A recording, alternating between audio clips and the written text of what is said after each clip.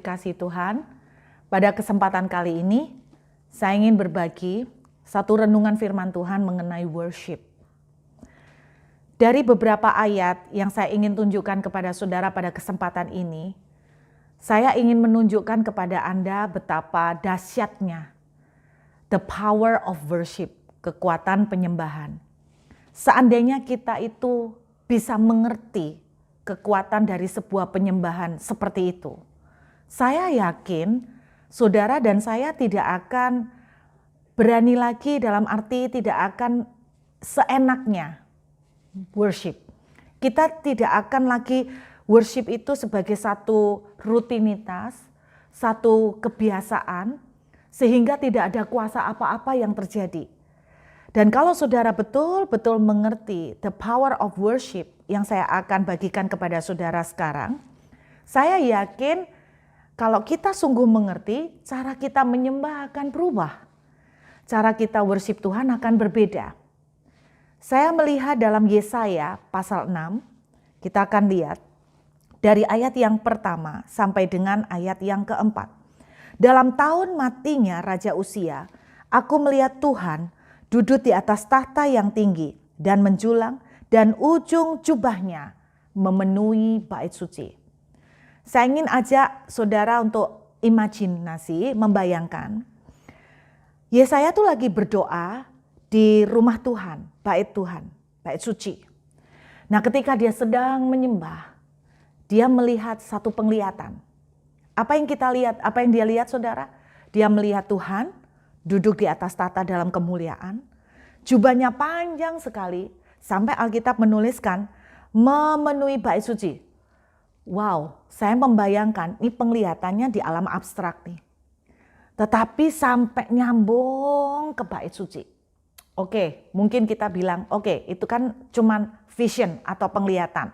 Mau sampai ke bait suci kayak mau sampai kemana-mana ya namanya it's just vision gitu kan. Kayak hologram mungkin ya. Gambaran penglihatan seperti itu. Lalu ayat 2 kita lihat. Para serafim berdiri di sebelah atasnya, di sebelah atas Tuhan. Masing-masing mempunyai 6 sayap. 2 sayap dipakai untuk menutupi muka mereka, 2 sayap dipakai untuk menutupi kaki mereka, dan 2 sayap dipakai untuk melayang-layang. Jadi Anda bisa bayangkan ada serafim nih. Serafim itu malaikat penyembahan. Jadi menyembah, terbang di awan-awan nih. Dan mereka berseru seorang kepada seorang. Jadi para serafim ini ternyata memuji-muji Tuhan. Kudus, kudus, kuduslah Tuhan, semesta alam seluruh bumi penuh kemuliaannya. Lalu ayat 4, ini yang membuat saya kagum. Maka bergoyanglah alas ambang pintu. Apa yang goyang, saudara? Bukan di penglihatan itu lagi, tapi bait suci di mana Yesaya sedang berlutut untuk berdoa dan menyembah, goyang, saudara, alasnya, fondasinya. Disebabkan suara orang yang berseru-seru itu, dan rumah itu, bait suci, penuhlah dengan asap. Saya kaget ketika membaca ayat ini demi ayat. Apa yang dilihat oleh Yesaya di dalam penglihatan itu secara abstrak. Lalu bait suci dipenuhi dengan jubahnya Tuhan. Dan yang mengesankan, ketika penyembahan itu terus dinaikkan, bahkan juga para malaikat ikut menyembah Tuhan. Alkitab menuliskan bait suci itu goyang. Fondasinya, alasnya itu goyang. Dan ambang pintunya sampai goyang, jadi terjadi gempa bumi seperti earthquake gitu. Itu yang terjadi. Yang saya kagum ketika membaca ini, Anda perhatikan. Ketika Yesaya worship Tuhan, ketika Yesaya menyembah Tuhan, sesuatu sedang terjadi di alam abstrak, alam roh. Tidak ada yang bisa lihat.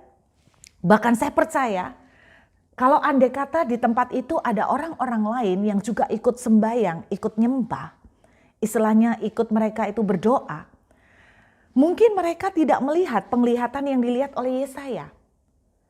Tetapi yang dahsyat, sesuatu rupanya terjadi di alam roh dan kemudian nyambung, ngefek sampai menjadi nyata secara fisik di alam fisik. Apa yang terjadi? Bait suci goyang.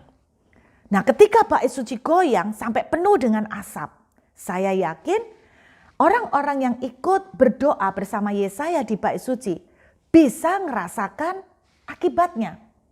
Nah, ini yang bisa kita pelajarin, bahwa ternyata apa yang terjadi di alam fisik sebelumnya sudah didahului oleh alam roh.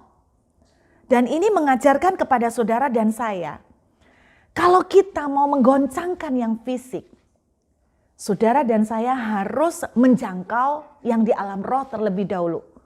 Dan apa yang terjadi di alam roh, saya sangat meyakini beberapa waktu kemudian itu akan ngefek atau akan terwujud di alam jasmani. Saya sangat suka sekali dengan yang namanya worship. Saya melihat dan mengalami begitu banyak keajaiban yang saya rasakan dan saya nikmati, yang saya peroleh karena worship. Kenapa bisa seperti itu? Karena ketika kita worship, ada sesuatu yang berubah di udara. Dan sesuatu yang berubah di udara akan mengefek ke alam jasmani.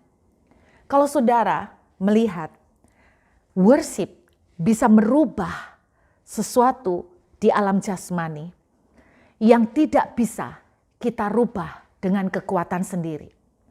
Yesaya nggak bisa bikin gempa bumi di situ. Worship memiliki power untuk mengubah apa yang ada di alam fisik yang kita di luar jangkauan saudara dan saya. Rumah tangga, suami atau istri yang mungkin sulit saudara dan saya untuk rubah, bisa kita buat perubahan ketika kita mulai masuk di dalam worship. Seperti yang dialami oleh Yesaya. Alas ambang pintu, rumah itu bergoncang. Saya percaya ada sesuatu yang bisa dirubahkan oleh Tuhan di rumah tangga saudara, di pekerjaan saudara, di dalam kesehatan saudara. Ada sesuatu yang tidak bisa saudara rubah dengan kekuatan saudara sendiri, itu bisa dirubah ketika saudara mulai masuk ke dalam alam roh, mulai bawa worship. Inilah yang saya percaya yang dinamakan heaven on earth. Datanglah kerajaanmu di bumi seperti di surga, di mana Tuhan itu memerintah di bumi seperti di surga. Ketika Tuhan memerintah di rumah tangga saudara, pasti ada perubahan yang terjadi. Ketika atmosfer surga, ketika atmosfer Tuhan menguasai rumah tangga saudara, saya percaya rumah tangga kita ada sesuatu yang dirubah. Saudara, seringkali kita itu tidak bisa merubah seseorang dengan banyak mengkhotbahi dan mengkuliahin. Yang terjadi malah rame, yang terjadi malah debat. Tapi kita bisa membuat sebuah perubahan dengan sebuah kekuatan yang tidak bisa kita sadarin, yaitu yang tidak kita lihat selama ini, yaitu dengan masuk ke dalam penyembahan. Ini yang dilakukan oleh Yesaya. Satu kali seorang wanita menyaksikan bagaimana suaminya telah meninggalkan dia selama beberapa tahun. Tidak ada kabar berita, tidak tahu di mana, bahkan mertua juga nggak tahu keberadaan di mana anak mereka. Apa yang dia lakukan? Dia cuma surrender dengan Tuhan. Selama 2 tahun nggak bisa ngapa-ngapain. Cuma surrender. Nggak bisa juga mau bikin apa. Masa mau bikin pengumuman di surat kabar. Cuma surrender, dia hanya fokus dengan Tuhan. Dia bertobat, dia mengintrospeksi diri, kesalahan-kesalahan apa yang dia lakukan di dalam hubungan pernikahannya. Setelah dia bertobat, suaminya belum juga balik karena dia juga nggak tahu di mana. Dia cuma worship and worship and worship. Tahukah Anda beberapa waktu yang lalu saya mendengar kabar sukacita luar biasa bagaimana tiba-tiba suaminya bisa datang ke depan pintu rumah, meminta maaf, dan rumah tangga mereka dipulihkan hari ini. Ada sebuah kekuatan yang dahsyat yang bisa kita raih ketika kita menyembah. Beberapa waktu yang lalu Tuhan membukakan saya kembali tentang worship yang lain. Yang sangat-sangat dahsyat. Di dalam kitab Yohanes pasal yang ke-12. Saudara, diceritakan ada seorang wanita masuk ke dalam sebuah kerumunan. Lebih tepatnya, masuk ke dalam sebuah acara makan-makan. Perempuan ini disebutkan dalam Yohanes pasal 12 adalah Maria, saudara Marta dan Lazarus. Saudara ingat ya, siapa Maria yang dikenal suka duduk di dekat kaki Tuhan. Wanita ini saudara kemudian mengambil buli-buli berisi minyak narwastu, dia pecahkan, dia menangis di kaki Tuhan. Dia usap kaki Tuhan dengan memakai air mata, dengan memakai rambutnya. Kita tahu bahwa rambut pada zaman itu merupakan kehormatan. Sangat merupakan kehormatan bagi seorang perempuan. Nah, ketika dia mengusap kaki Tuhan dengan minyak dan menyeka dengan rambut dan air matanya, saudara tahu, dia sedang memakai harga diri dan kehormatannya untuk ditaruh di kaki Tuhan. Seakan-akan itu sudah tidak ada nilainya. Kenapa buat dia sudah tidak ada nilainya? Karena buat dia, Tuhan Yesus lebih berharga dan lebih bernilai daripada rambutnya. Lebih berharga dan bernilai daripada statusnya. Wanita ini datang menangis di kaki Tuhan. Bukan karena dia punya banyak masalah. Wanita ini datang menangis bukan karena dia ditagih hutang. Wanita ini menangis di kaki Tuhan bukan karena dia mengalami sakit penyakit. Wanita ini menangis di kaki Tuhan, bersujud tersungkur di kaki Tuhan cuma karena satu. Dia cinta banget sama Tuhan. Dia merasa bahwa dia tidak bisa hidup tanpa Tuhan. Dia cinta banget sama Tuhan. Kerumunan mengkritik. Murid-murid Yesus sendiri mengkritik. Pemborosan. Nggak berguna. Duit segitu banyak dibuang-buang. Tapi mereka tidak pernah tahu apa yang ada di hati wanita ini. Betapa besar cintanya ke Tuhan. Saudara, orang tuh kalau cinta sama seseorang, dia tidak hitungan lagi, saudara. Dia tidak hitungan berapa harga minyak. Dia tidak hitungan berapa harga dirinya. Dia bahkan tidak pusing dengan omongan orang. Dia bahkan tidak peduli dengan apa bakalan kritikan orang ke dia. Yang dia cuma pikirkan satu, dia begitu cinta dengan Tuhan sampai dia kepengen untuk cium kakinya Tuhan. Serendah-rendahnya. Kalau itu bumi masih bisa bolong, dia akan merendahkan lebih rendah dari itu. Dia tidak pusing soal harga diri. Dia akan merendahkan serendah-rendahnya. Dan yang luar biasa, komentar Tuhan Yesus. Ketika murid-muridnya mengata-ngatai dan mengkomentari jelek. Dalam bahasa Inggris itu lebih keras lagi. Yesus bilang begini, leave her alone. Saudara tahu artinya leave her alone itu, kamu tuh jangan ganggu dia, jangan sentuh dia. Saya membayangkan, kalau suatu saat ada seseorang yang sentuh saya, lalu Tuhan berkata begini, leave her alone. Wow, saudara betapa indahnya, betapa mungkin dibilang egois, tapi saya rindu. Betapa bangganya dan betapa senengnya kalau kita itu bisa dibela Tuhan sampai seperti itu, saudara. Tuhan bilang, leave her alone. Jangan ganggu dia. Jangan sentuh dia. Don't touch her. Kemudian Tuhan bilang begini, satu komentar Tuhan yang sering kali kita dengar. Tapi saya baru mengerti arti komentar ini beberapa waktu yang lalu.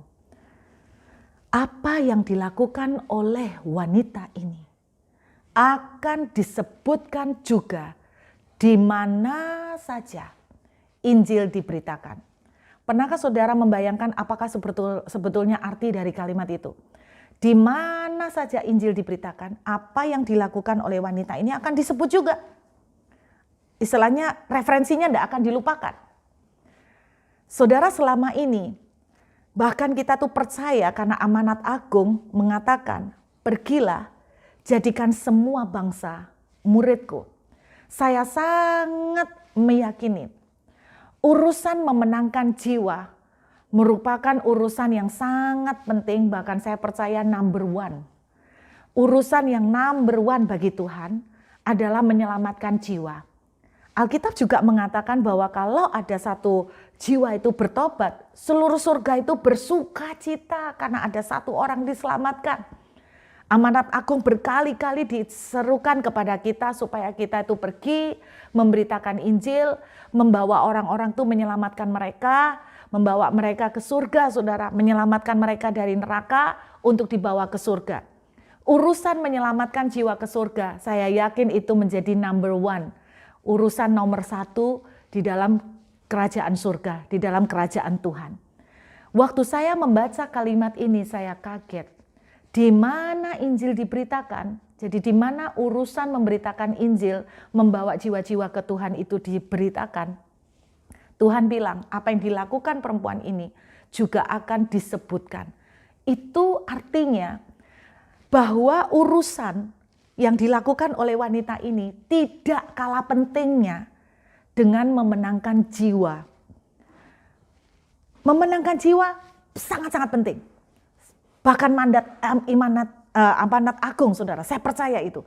Tetapi ternyata urusan datang ke kaki Tuhan, mencium kaki Tuhan dengan penuh cinta, memberikan hati yang sepenuhnya untuk mengasihi Tuhan, ternyata tidak kalah pentingnya dengan urusan memenangkan jiwa. Saudara, itu sebabnya kalau saudara ingat, ada cerita tentang anak yang hilang. Dalam cerita anak yang hilang, ada 2 anak yang hilang. Anak bungsu itu hilang di luar rumah. Itu berbicara tentang orang-orang yang harus kita bawa kembali ke Tuhan. Orang-orang yang kita rebut dari kerajaan neraka untuk dimenangkan bagi Tuhan.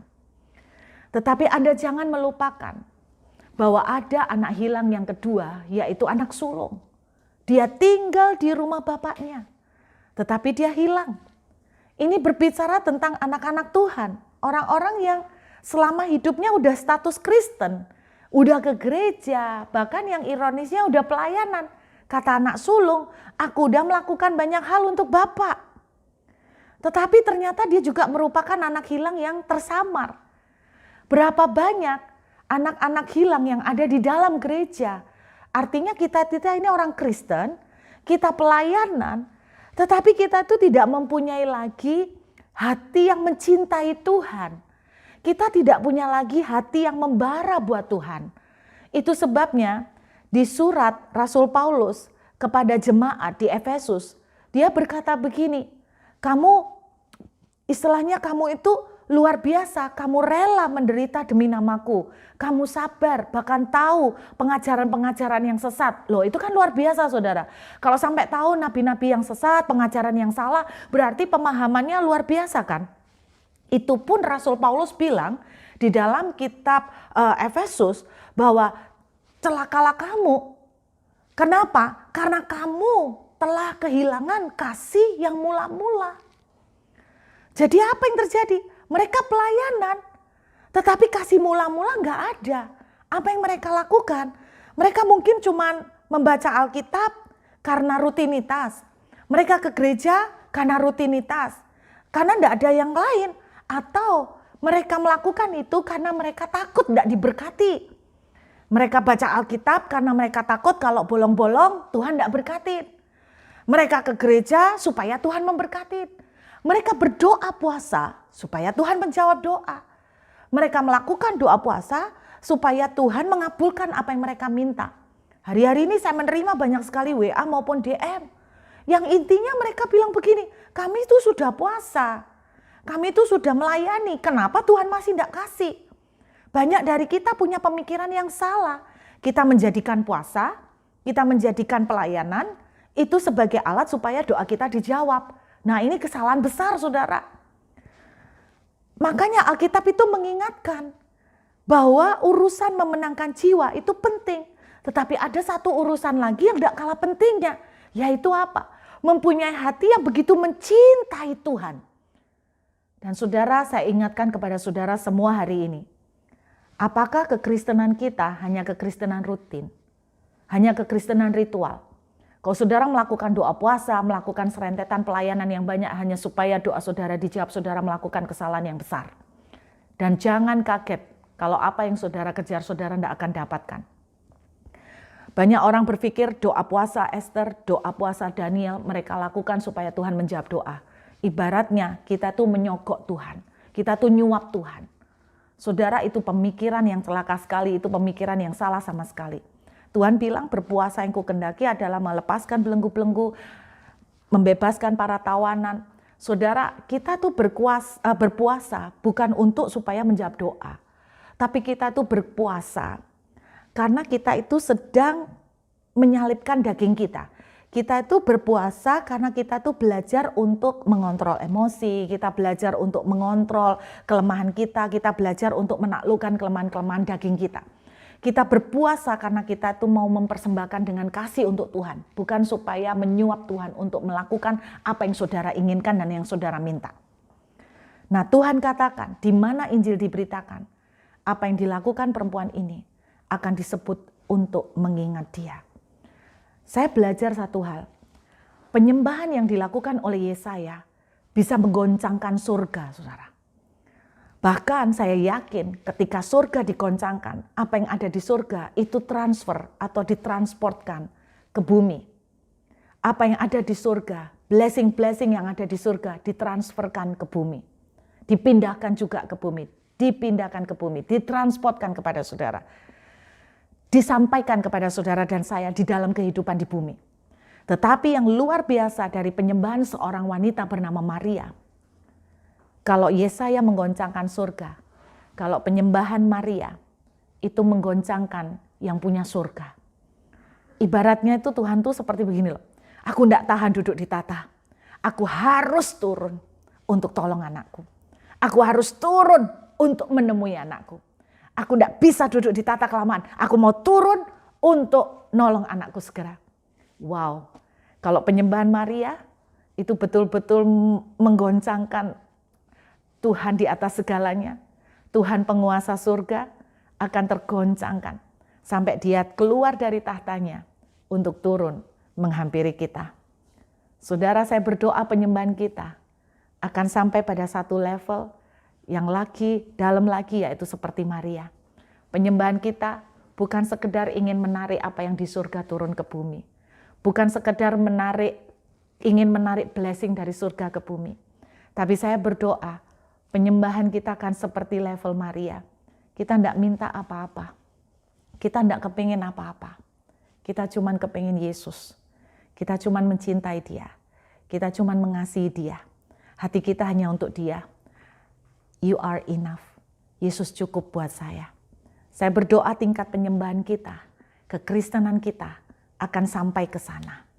Percayalah, kalau yang punya surga keluar dari tata untuk turun menghampiri kita, apakah yang tidak mungkin terjadi? Anything is possible. Saya sungguh berharap renungan firman Tuhan hari ini akan menjadi rema buat kita.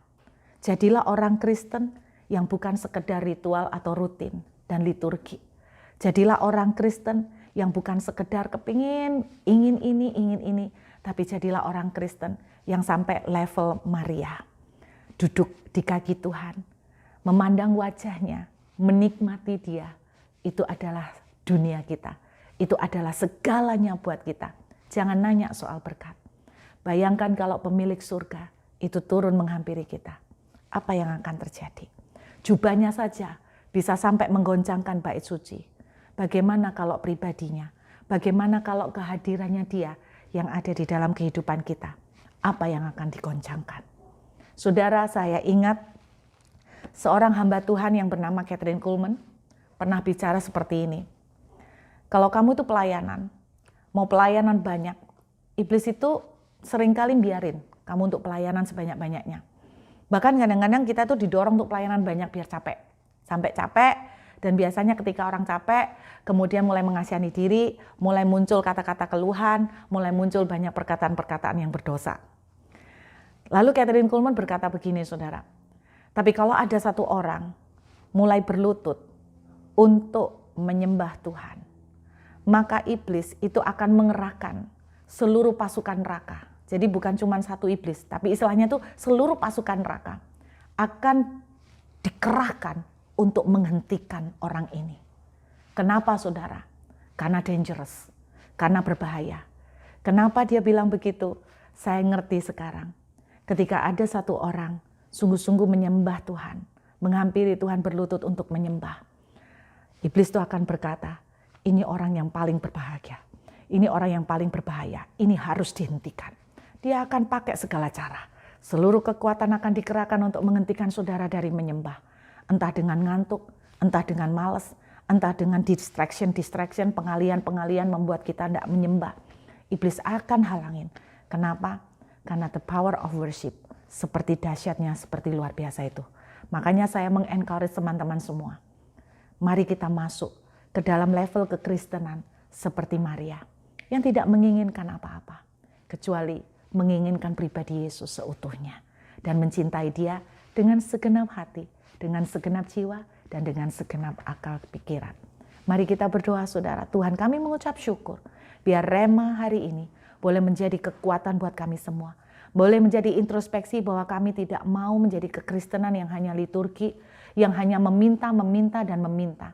Tetapi mari kami, Tuhan tolong kami untuk kami sungguh-sungguh memiliki hati yang makin mengasihi Tuhan, hati yang makin membara membutuhkan Tuhan, hati yang betul-betul tergantung kepada Tuhan sepenuhnya. Terima kasih Bapa, kami ucap syukur biar firman-Mu boleh termeterai menjadi kekuatan dan rema bagi kami. Di dalam nama Tuhan Yesus kami berdoa. Amin. Tuhan memberkati saudara.